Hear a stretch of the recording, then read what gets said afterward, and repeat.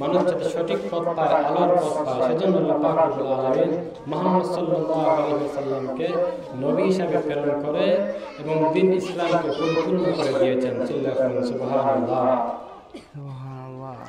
আল্লাহ পাক রব্বুল আলামিন বলেন সূরা আহজাবের মধ্যে জানিয়ে দিয়েছেন, মা কানা মুহাম্মাদুন আবা আহাদিন মির রিজালিকুম ওয়ালাকিন রাসূলুল্লাহি ওয়া খাতামান নাবিয়্যিন। সুবহানাল্লাহ।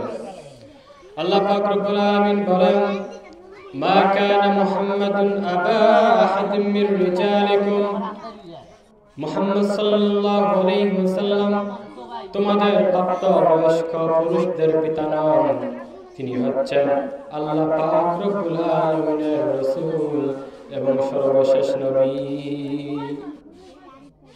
এই আয়াতের তাফসীরে আমরা যদি মারিফুল কোরআনের দিকে তাকাই, মারিফুল কোরআনের তাফসীরকার বলেন, এই আয়াতের নাযিল, এই আয়াত যখন নাযিল হয়েছিল, এই আয়াতের শানে নজুল সম্পর্কে মুফাসসিরিনে কেরাম বলেন, হযরত যায়েদ বিন হারিসা রাদিয়াল্লাহু তাআলা আনহু ছিলেন মুহাম্মদ সাল্লাল্লাহু আলাইহি ওয়াসাল্লামের পালক পুত্র। যায়েদ বিন হারিসা রাদিয়াল্লাহু তাআলা আনহু ছিলেন নবী করিম সাল্লাল্লাহু আলাইহি ওয়াসাল্লামের পালক পুত্র।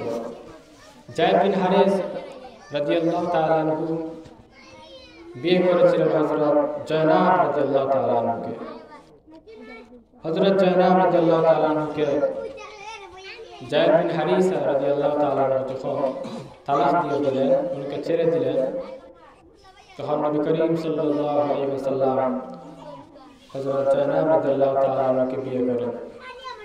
তাই ওই যুগের জাহিলি যুগের কথা অনুযায়ী মক্কার কাফেররা বলতে লাগলো যে নবী করিম সাল্লাল্লাহু আলাইহি ওয়াসাল্লাম তিনি পুত্রবধূকে বিয়ে করেছেন। চিল্লা করেন নাউযুবিল্লাহ।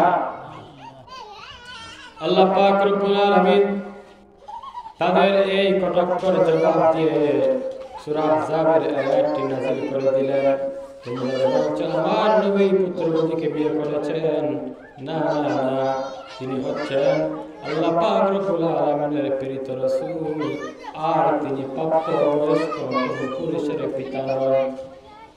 মুহাম্মদ সাল্লাল্লাহু আলাইহি ওয়াসাল্লামের তিনজন পুত্র সন্তান ছিল, তারা সবাই ছোট অবস্থায় ইন্তেকাল করেন।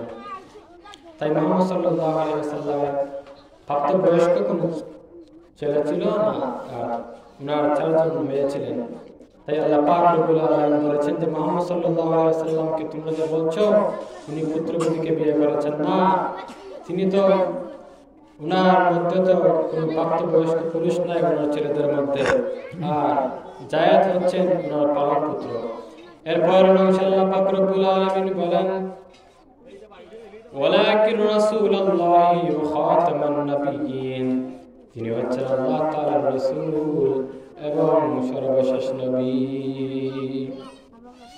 আল্লাহ পাক রব্বুল আলামিন বলেন যে মুহাম্মদ সাল্লাল্লাহু আলাইহি ওয়াসাল্লাম হচ্ছেন আল্লাহ পাক রব্বুল আলামিনের রাসূল এবং খাতামুন নবিয়্যিন, সর্বশেষ নবী। আমাদের নবীকে আল্লাহ পাক রব্বুল আলামিন সর্বশেষ নবী হিসেবে প্রেরণ করেছেন।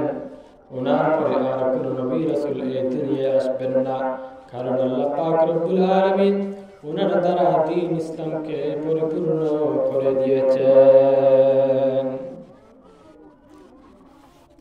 আল্লাহ পাক রব্বুল আলামিন মুহাম্মদ সাল্লাল্লাহু আলাইহি ওয়াসাল্লামকে এই দুনিয়ায় প্রেরণ করে মানুষদেরকে হেদায়েতের পথ দেখিয়ে দ্বীন ইসলামকে পরিপূর্ণ করে দিয়ে তার নিয়ামতকে পরিপূর্ণ করে দিয়ে মুহাম্মদ সাল্লাল্লাহু আলাইহি ওয়াসাল্লামকে দুনিয়া থেকে নিয়ে গেছেন।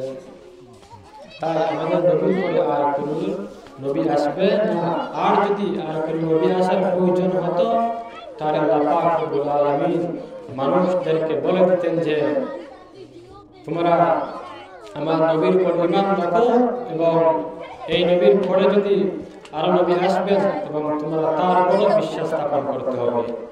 কিন্তু আল্লাহ পাক রব্বুল আলামিন যখন আর কোন নবী প্রেরণ করবেন না, তাই তো কুরআনের মধ্যে তিনি আর পরবর্তী কোন নবীর কথা উল্লেখ করেন নাই। আল্লাহ পাক রব্বুল আলামিন আমাদের নবীকে সর্বশেষ নবী বানিয়েছেন।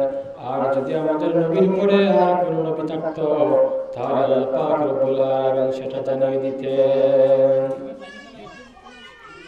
তাই আল্লাহ রব্বুল আলামিন কুরআনুল কারীমের মধ্যে বলেন ওয়াল্লাযীনা ইউমিনুনা বিমা উনজিলা ইলাইকা ওয়া মা উনজিলা মিন ক্বাবলিক। আল্লাহ পাক বলেন ওয়াল্লাযীনা ইউমিনুনা বিমা উনজিলা